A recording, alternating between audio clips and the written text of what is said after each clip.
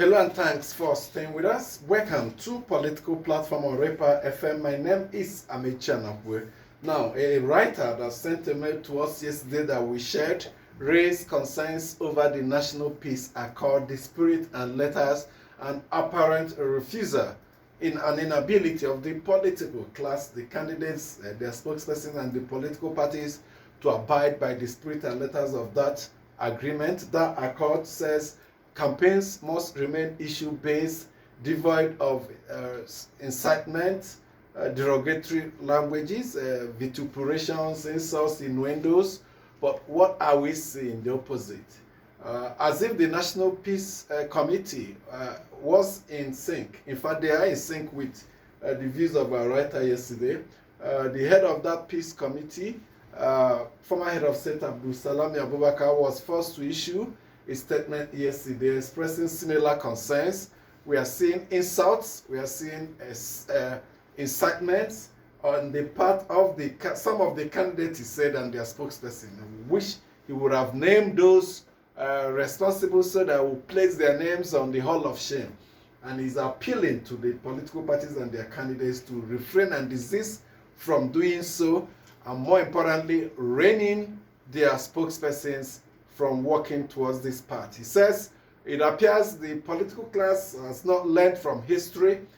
Based on what we have seen in the past, when campaigns take this trend, it ends up being violence. Even post-election becomes violent. So he's cautioning again the political class to play by the rules. Avoid desperation. It's only when you become desperate, when you see that things are not going your way on the field, you want to show desperation by trying to in quotes, scatter the ground as it were. Let me welcome my colleagues to the program today.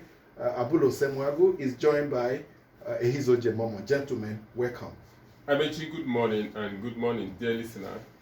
Well, I was very happy when I saw the statement from the National Peace Committee cautioning political parties again.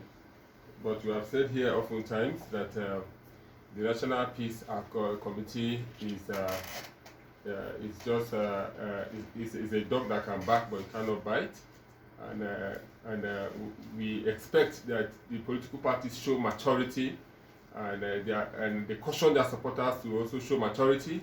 You cannot be having an Atiku and a Tinubu at the airport shaking hands and laughing, and their supporters will be out there mudslinging each other. That is not right. That is not what we expect. Amechi, some persons will say that probably the National Peace Committee need to be given legislative backing, or as if you like, legal backing, or you have the National Peace Committee starting as a test run for the agitation for Electoral Offences Commission, so that you have an instrument of government that can back and bite. When you have a situation that happened in Borno, in Kaduna, where some supporters of political parties were attacked, the committee should be able to back and bite. If you have a situation where fake news trended that the political party's candidate has withdrawn, the committee should be able to back and bite. If you have a situation where a spokesperson come on air and run his mouth, the committee should be able to back and bite. If you have a situation whereby a running mate will describe the other presidential candidate as a pure water seller, or describe the other one as Gringory, where his name is Gregory, the committee should be able to back and bite. You see, I keep saying that younger persons are listening to our elders and leaders speak, and they are learning. I was in a school the other day, and they were trying to nominate prefects, and they said they should do campaign, and they should print posters. So what do you expect from these children? And they're supposed to be learning from us, learning from our leaders, political leaders. And when they go campaigning, what language do you expect them to bring out from their mouth? After all, I heard so person, the spokesman to so person, say something like this. So the child feels it's right. So we are teachers as political leaders. We are not just political leaders there. Whatever you say from your lips makes history. And whatever your communication you put on paper is history. It's there. That is why you hear Lalong saying that they are going to make history in the campaign. Why is he saying so? Because the SDP took convention to Jos in 1993. A Yoruba man came out as presidential candidate. The PDP took a convention to just in 1998-99, Yoruba man came out. Like Yoruba man is the presidential candidate of it. So what I'm trying to say is that the APC. Yes, and they're starting their campaigns today. Yes, what I'm trying to say is that these things are very important. What we say.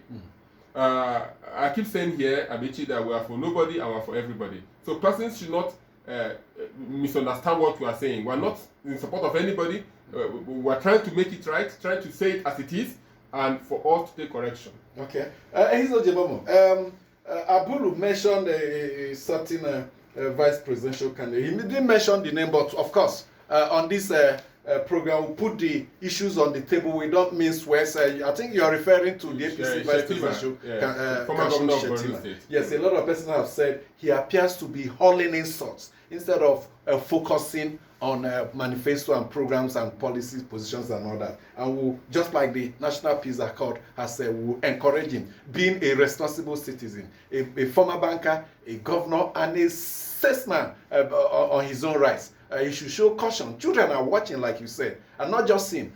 We'll see less of this from presidential candidate, but more from the spokesperson. Like you rightly mentioned, when the presidential candidates meet, it's a friendly atmosphere. Typical example you mentioned in Abuja, VIP wing of the Nnamdi International Airport in Abuja here. The APC presidential candidate Bola Ahmed Tinubu encountered the PDP presidential candidate Atiku Abubakar. They have been political allies for a long, starting from the PF front in the Yar'Adua, Shehu Musa Yar'Adua political setup and all that. And when they meet, it's a friendly atmosphere. But when the spokespersons come, and even the spokespersons are presumed to be senior citizens who have held sensitive positions, they go beyond the subterranean, beyond the average, and go into the gutters as it were, as if you're in a beer parlor, hurling insults, passing innuendos, pouring vituperations.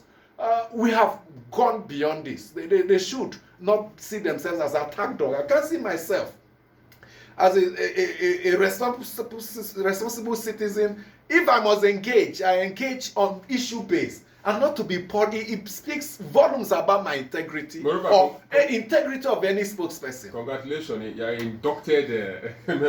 So the issue of staying within the lines is very important. At this stage of our national development, at this stage of our life, we should not allow it go. We should call those responsible out and remind them that history beckons. If they don't take the shame, perhaps their children may, if they're able to take the shame, their children may not take it. Good morning, Amici, Bulu, and good morning, listener. I think what's happening, what we're witnessing in Nigeria is a political cultural norm that needs to be purged. Amici, over the last few years of our democracy, what we see, these attacks, this kind of, the way we play the politics in Nigeria, it has become a norm. But it should not be, because when we see what advanced democracies are doing, we need to continually evolve. We are talking about the Electoral Act and what it was before, what it is now. We are evolving, we are moving.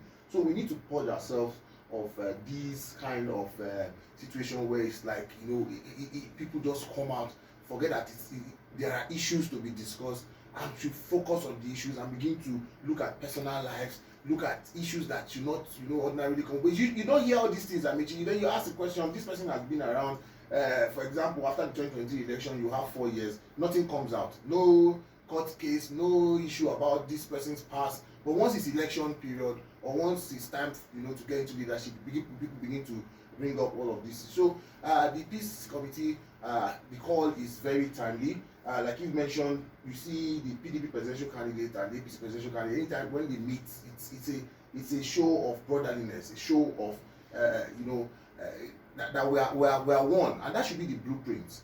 So the spokesperson should actually take a cue. It's not going to be easy, but it's something that we must begin to do. Stay with the issues. So because I asked someone asked, like, if there's an issue on the personal life of one of the candidates which you are the spokesperson, somebody has brought out certain kind of allegation, how do you handle it? So stay with the issue. Did it happen? Did it not happen? Leave it that way, because we need to grow as a nation. And then there must be punitive measures somehow. I don't know. You see what happened with the issue of fake news. Right now, we just to appeal to them. Yes, now we're appealing, but it should get to a level where when you go off of the curve in terms of what you are not supposed to say or how you say it. We saw one politician or some politicians, the way they spoke in Borno, what happened afterwards, what has happened to those people. Are you not encouraging persons to still speak in that way?